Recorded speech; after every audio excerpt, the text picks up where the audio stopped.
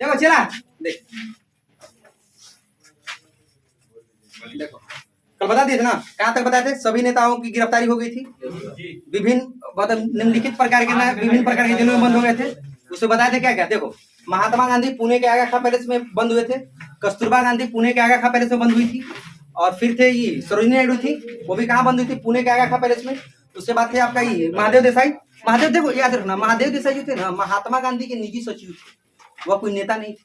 कौन थे? महात्मा गांधी के निजी सचिव, पर्सनल असिस्टेंट, इंग्लिश में क्या बोला था? पर्सनल असिस्टेंट, ठीक ना? नहीं तो भाषण तैयार करे, पूरा उनका कार्यक्रम तैयार करे, कब जाना है, कहाँ जाना है, कितने तारीख को जाना है, पर्सनल सचिव थे, ठीक ना? ये सब कहाँ बंद थे? पुणे के आगा खां पैलेस में, ऐसा समझे ना? फिर पढ़ाया था आपको राजेंद्र बाबू के बारे में। राजेंद्र बाबू बंद थे पटना के बांकीपुर जेल में, जयप्रकाश नारायण बंद थे हाजीपुर के सेंट्रल जेल में। उसके बाद नेहरू जी महाराष्ट्र के अहमदनगर जेल, ठीक ना? नहीं, नेहरू जी महाराष्ट्र के अहमदनगर जेल, महाराष्ट्र के अहमदनगर जेल। गोविंद वल्लभ पंत महाराष्ट्र के अहमदनगर जेल। फिर थे आचार्य कृपलानी थे, वह भी थे महाराष्ट्र के अहमदनगर जेल। डॉक्टर प्रफुल्ल चंद्र घोष वो भी थे महाराष्ट्र के अहमदनगर जेल, ठीक है? अहमदनगर देखो पूछता है, हमेशा क्वेश्चन पूछता है कि डिस्कवरी ऑफ इंडिया की जो रचना किए थे जवाहरलाल नेहरू, वह कहाँ पे किए थे, ठीक है ना? डिस्कवरी ऑफ इंडिया की रचना कहाँ किए थे? तो डिस्कवरी देखो अहमदनगर जेल में जवाहरलाल नेहरू 3 पुस्तक की रचना की। पहला किए थे discovery of India, discovery of India. दूसरा किए थे ग्लिम्पसेज ऑफ वर्ल्ड हिस्ट्री। तीसरा पुस्तक है बेटा इंदिरा के नाम मेरे। 3 पुस्तक था बेटा। देखो हला नहीं रे, चलवा हला नहीं करो, ठीक है? हला करोगे तो गड़बड़ा गया। देखो ये तीनों पुस्तक की रचना कहाँ किए थे? तीनों पुस्तक के महाराष्ट्र में एक जेल है जहाँ नाम उसका अहमदनगर जेल, अहमदनगर जेल। तीनों पुस्तक का नाम याद रखना बाबू, ठीक है ना? तीनों पुस्तक का नाम याद। सबसे पहले तो पूछता है कि कभी कभी ये भी देता है कि डिस्कवरी ऑफ इंडिया नामक पुस्तक के लेखक, कभी कभी ये भी दे देगा ग्लिम्पसेज ऑफ वर्ल्ड हिस्ट्री नामक पुस्तक के लेखक। इंदिरा के नाम मेरे, इंदिरा के नाम मेरे यह नहीं देता है। इसलिए नहीं देता है ना कि पकड़ में आ जाएगा। एग्जामिनर जो होता है ना वो अच्छा से क्वेश्चन सेट करता है। सबको जानता है कि इंदिरा गांधी किसी पुत्री थी? जवाहरलाल नेहरू। अरे महात्मा गांधी मत बोल देना, जवाहरलाल नेहरू। गांधी लगने से महात्मा गांधी की बेटी नहीं थी, जवाहरलाल नेहरू की पुत्री थी। आ समझे ना? किसी पुत्री थी? जवाहरलाल नेहरू, ठीक है? बहुत कम देता है, नहीं तो कोई होगा ना बेवकूफ मार भी देगा। क्या मार देगा? महात्मा गांधी मार देगा। आ समझ में ना? महात्मा गांधी मत मारना, महात्मा गांधी की पुत्री नहीं थी, जवाहरलाल नेहरू की पुत्री थी, ठीक है ना? तीनों याद रहेगा, ठीक है? याद रहेगा ना? देख तो पहला पुस्तक कौन है? पहला पुस्तक। दूसरा ग्लिम्पसेज ऑफ वर्ल्ड हिस्ट्री। क्या है? Glimpses of world history. तीसरा है इंदिरा के नाम मेरे, ठीक है ना? ये तीनों पुस्तक की रचना कहाँ किए थे? अहमदनगर जेल में। कहाँ पे? कहाँ पे? कहाँ पे? क्लियर हो गया? अब देखो, अब ध्यान दो बेटा, यहाँ तक बता दिए थे। अब यहाँ के बाद देखो क्या हो रहा है। देखो ये चला हल्ला मत करो बाबू रे, हल्ला वाला नहीं देख। देखो अब देखो यहाँ के बाद गिरफ्तारी हो जाती है सब, इधर हो गया यहाँ पे। अब देखो महात्मा गांधी इस समय, देखो ध्यान में रखना, महात्मा गांधी भारत छोड़ो आंदोलन के दौरान आगा खां पैलेस में कैद रहते हैं। कहाँ पे? आगा खां पैलेस। आगा खां पैलेस है बेटा पुणे में। कहाँ पे है? पुणे में। और महात्मा गांधी यहाँ भी स्टार्ट हो। महात्मा गांधी के सबसे बड़ा हथियार क्या है? उनका अनशन, उनका सत्याग्रह। सत्याग्रह का मतलब देखो, सुनो, सत्याग्रह का मतलब सीधा समझना, सत्य पे रह के आग्रह करो। और सत्याग्रह ना समझ में आए ना तो घर में तुम्हारी मम्मी सबसे बड़ी एग्जाम्पल है, नहीं तो शादी के बाद तुम्हारी बीवी हो जाएगी सबसे बड़ी एग्जाम्पल। बीवी क्या करती है? मान ली तुमसे 1000 की साड़ी तुम नहीं दी, 1000 का 5000 की साड़ी तुम नहीं दे पाए, ठीक है? नहीं दे पाए तो तुमसे लड़ेगी थोड़ी, खाना बनाना छोड़ देगी, है ना? तुम्हारा कपड़ा नहीं धोएगी। ऐसा समझो ना? मतलब एक तरह से समझो कि उस सत्याग्रह पर बैठी, वो तुमसे लड़ाई झगड़ा नहीं कर रही है, उस सत्य पे रह के आग्रह कर रही है कि हमको 5000 की साड़ी चाहिए। यही होता है बेटा सत्याग्रह, सत्य पे रह के करे आग्रह, दिलवा दे, नहीं तो खैर नहीं है। तब तक सत्याग्रह नहीं टूटेगा जब तक कि 5000 की साड़ी। ऐसा समझो ना? महात्मा गांधी यहाँ भी स्टार्ट हो गए। ठीक है ना। महात्मा गांधी 10 फरवरी 1943 को, कब 10 फरवरी 1943 को अनशन पे चले जाते हैं। किस पे चले जाते हैं? अनशन पे। अब कितने दिन के अनशन? 21 दिन का घोषणा कर देते हैं कि हम 21 दिन के लिए अनशन पे जा रहे हैं। कब 10 फरवरी 1943 को घोषणा की कि हम 21 दिन के अनशन पे जा रहे हैं।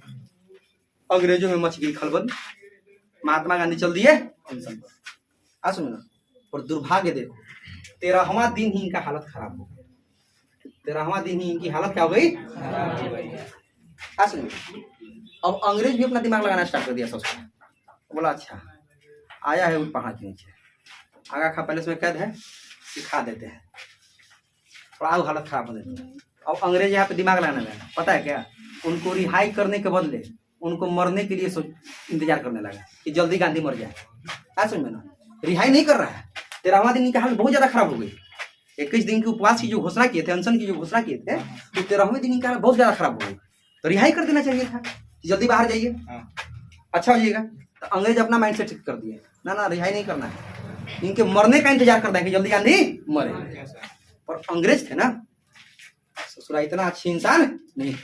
ये भी सोच रहा था कि अगर गांधी मर गए और ये बात पुणे के आगा खा पहले से बाहर आ गई तो बात इतनी बिगड़ जाएगी कि संभलने वाली नहीं। इसीलिए उन्होंने, अंग्रेजों ने एक पासवर्ड सेट किया, गांधी के मरने का पासवर्ड, कि अगर गांधी मर जाएंगे तो सुनो, अगर गांधी मरे तो सीधे टेलीफोनिक कन्वर्सेशन पे ये मत बोल देना कि गांधी जी मर गए। हो सकता है कि कोई सुन ले, कोई डिकोड कर दे, ऐसा ना। उसके लिए एक पासवर्ड सेट कर दिया जाए। उस पासवर्ड का नाम था रूबिकॉन। क्या नाम था? वो पासवर्ड का नाम क्या है? अब देखो क्वेश्चन यहाँ पे पूछता है कि भारत छोड़ो आंदोलन के दौरान गांधी जी के उपवास रहने के कारण जो हालत खराब हुई थी, तो अंग्रेजों द्वारा उनके मरने वाला पासवर्ड का नाम क्या था? रूबिकॉन। क्या नाम था? रूबिकॉन क्या नाम था कि अगर गांधी जी मर गए पुणे के आगा खा पैलेस में, तो वहां पे जो नियुक्त अधिकारी लोग हैं उनको हिदायत दी गई थी कि तुम यह मत बोलना है कि गांधी मर गए, टपक गए ना, ये नहीं बोलना है कि गांधी टपक गए, बोलना है रूबिकॉन। क्या बोलना है? Rubicon password. तुम लोग पासवर्ड में बात करते हैं ना? नहीं, चलते बड़ी बात करता है तुम लोग, पूरे भाकुर लोग सब तुम लोग का पासवर्ड समझते हैं, भाकुरन के पासवर्ड सब समझते हैं। रूबिकॉन क्या बोले? रूबिकॉन। गांधी जी के मरने वाला पासवर्ड का नाम क्या था? क्या नाम था? क्या नाम था? क्या नाम था? क्या नाम था? याद हो गया? बोलो, ये देखो, हाँ तो बोलो क्या नाम था पासवर्ड का? रूबिकॉन। क्या नाम था? क्या नाम था? बस हो गया, इतना ही तो। क्या नाम था? क्या नाम था? याद हो गया? गांधी जी के मरने वाले पासवर्ड का नाम क्या था? रूबिकॉन। क्लियर है? पर गांधी जी बच जाते हैं, मरते नहीं। अंग्रेज उनको 9 मई, कब? 9 मई 1943 को रिहा कर देते। क्या कर देते हैं? छोड़ देते, ठीक है ना। 10 फरवरी 1943 को गांधी जी आमरण अनशन पे जाने की घोषणा करते हैं। 21 दिनों का आमरण अनशन था। कितने दिनों का था? 21 दिन। कितने दिन? 21 दिन। कितने दिन? 21। कितना? कितना दिन? कितना दिन? गांधी जी का 13वां दिन हालत बहुत अस्थिर हो गया, हालत उनका खराब हो गया। किधर है? बहुत ज्यादा हालत खराब हो गया, ठीक है ना। तो अंग्रेज उनको रिहा करने के बदले उनको मरने का इंतजार करने लगे कि किसी तरह से वो मर जाए, और बोले कि बात बाहर नहीं जाना चाहिए। अगर गांधी जी मर जाते हैं तो आप यह मत बोलना कि गांधी जी मर गए, आप सिर्फ रूबिकॉन बोलना। पासवर्ड सेट कर दिया, गांधी का मरने वाला पासवर्ड। क्या था पासवर्ड का नाम? रूबिकॉन। क्या था? रूबिकॉन। क्या था? रूबिकॉन। क्या था? रूबिकॉन, ठीक है ना। और गांधी जी मरे नहीं, बच गए। गांधी थे ना, इतना आसान से थोड़ी मरने वाले। सुनिए ना, इतना आसान से थोड़ी जाते, बिना भारत को आजाद कराए चल जाते हैं? नहीं चल जाते। भगवान उनको भेज देते कि आपको भारत को आजाद करा के ही जाना है। सुनिए ना, 9 मई 1943 को गांधी को आजाद कर दिया जाता है, पुणे के आगा खा पहले से छोड़ दिया। अब आगा खा पहले से छोड़ दिया तो कुछ ना कुछ तो प्रतिक्रिया है कि बीच में कहीं ना कहीं से। तो गांधी की रिहाई पे सिर्फ एक व्यक्ति की प्रक्रिया आती है जो इतिहास के पन्नों में दर्ज है। वह प्रक्रिया होती है विंस्टन चर्चिल। किसकी होती है? Winston Churchill. ये इंग्लैंड का पीएम भी रहा है। विंस्टन चर्चिल गांधी जी की रिहाई पे बोलता है, सुनो हला मत करो।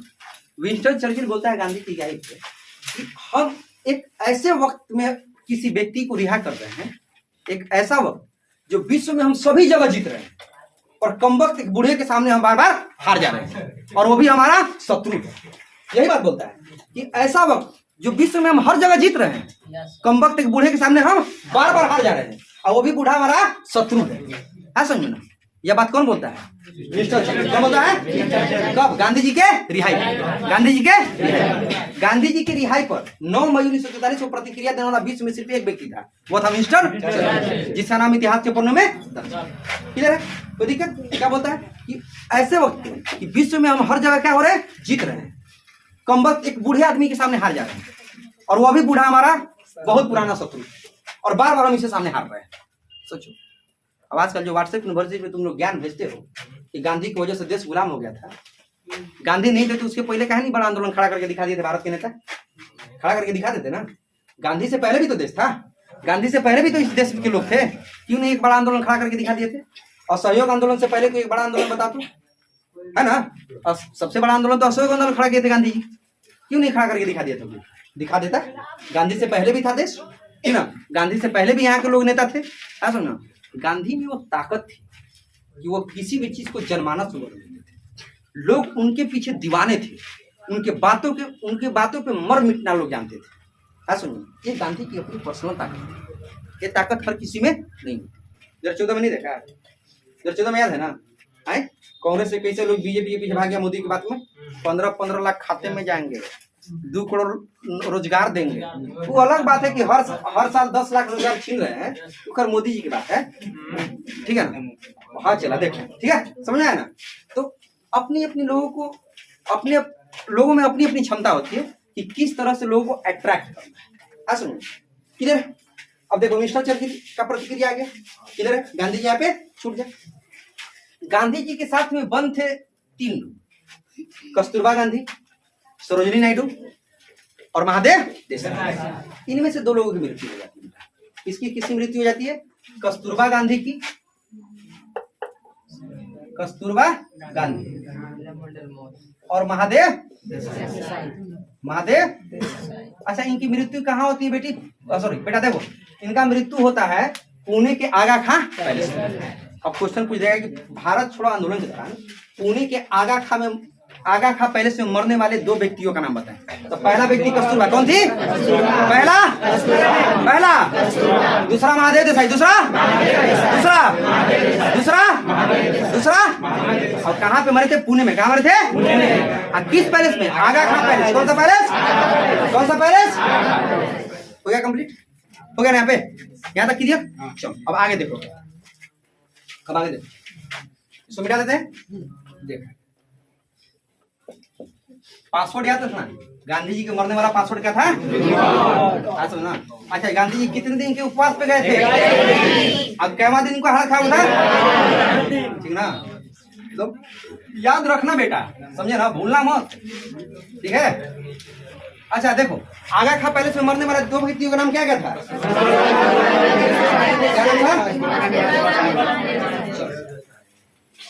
अब देखो, हम आपको बताया था ना कि जयप्रकाश नारायण कहाँ पे गए थे बेटा? जयप्रकाश नारायण ये बंद थे हजारीबाग के सेंट्रल जेल। हजारीबाग के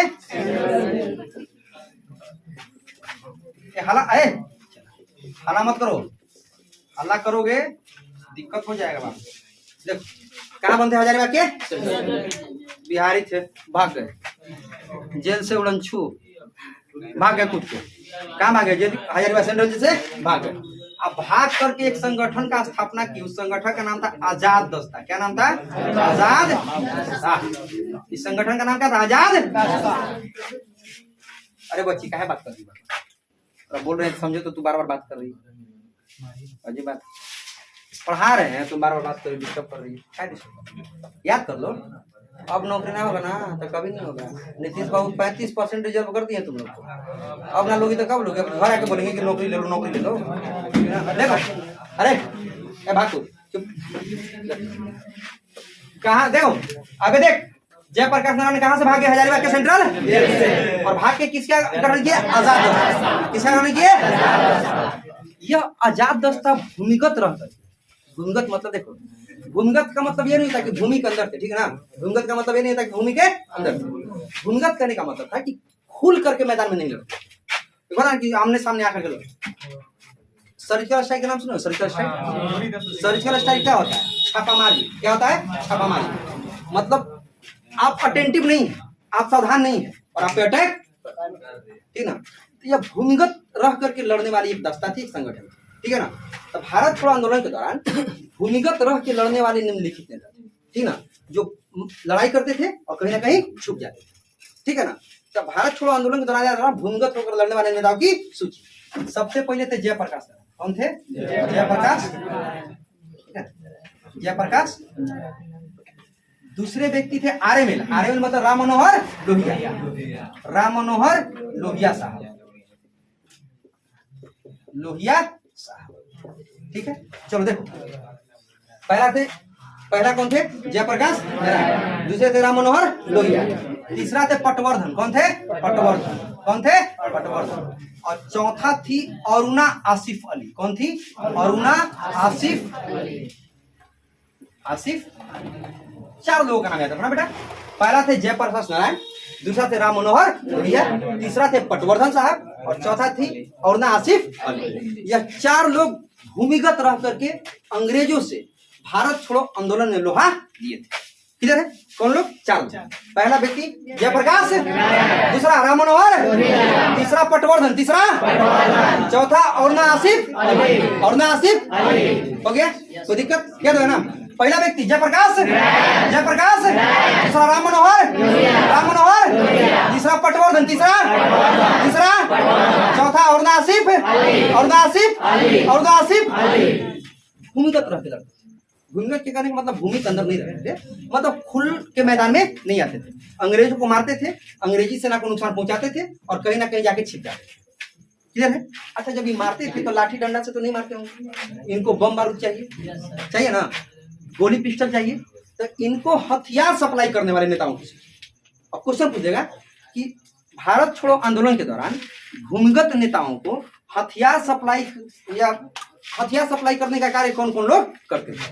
तो भूमिगत जो नेता थे, या कहते भूमिगत रह के कार्य करने वाले नेता थे, इनको हथियार सप्लाई करने वाले निम्नलिखित लोग थे। उनका देखो नाम क्या कहता है, उनका नाम याद कर लेना एक बार। देख बेटा, उनमें सबसे पहले थी सुचेता कृपलानी। कौन थी? सुचेता, ठीक है। क्या हुआ? देखो, पहली थी सुचेता कृपलानी, दूसरी थी उषा मेहता। कौन थी? उषा मेहता, ठीक है। तीसरा थे बीजू पटनायक। कौन थे? बीजू पटनायक। अच्छा, बीजू पटनायक से कोई नाम याद आया आपको? नवीन पटनायक, उड़ीसा के मुख्यमंत्री। उन्हीं के दादा या पिताजी थे, इनका नाम था बीजू पटनायक। पिताजी होंगे, दादा नहीं होंगे, पिताजी होंगे। नाम था बीजू पटनायक। इन्हीं के नाम पे उनकी पार्टी का नाम है बीजू जनता दल।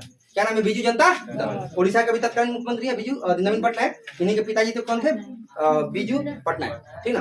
पहला थी सुचेता कृपलानी, दूसरा थी उषा मेहता, तीसरा थे बीजू पटनायक, चौथा थे ओपी गोयकना। कौन थे? OP Goenka, OP Goenka. अब 5वां थे छोटू भाई पौरानी।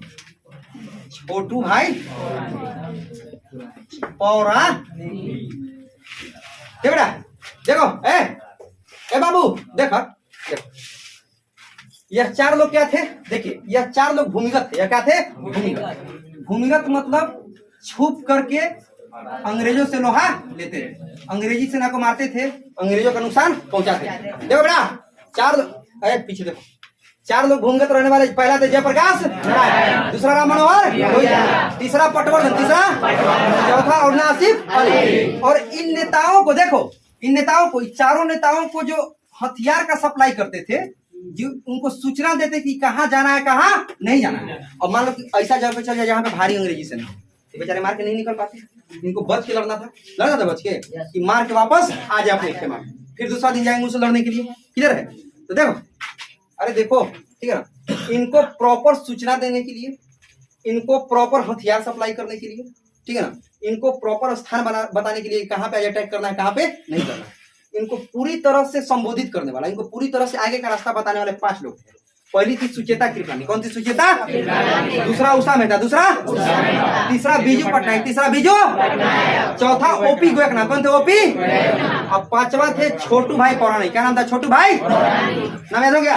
याद हो गया? पहला बोल, सुचेता कृपलानी, पहला पहला पहला पहला, फिर से दूसरा उषा मेहता, दूसरा दूसरा दूसरा तीसरा बीजू पटनायक, तीसरा तीसरा चौथा गोयकनाथ, कौन थे? कौन थे? क्या नाम था? क्या नाम था? गोयकनाथ साहब याद नाम रखो, ठीक ना? ओपी गोयकनाथ पकड़ा जाएंगे, ठीक है ना? अब पांचवा थे पौराणिक साहब, क्या थे?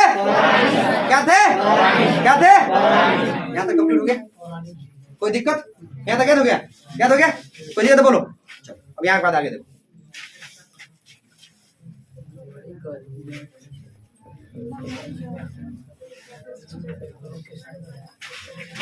याद हुआ रे बाबू?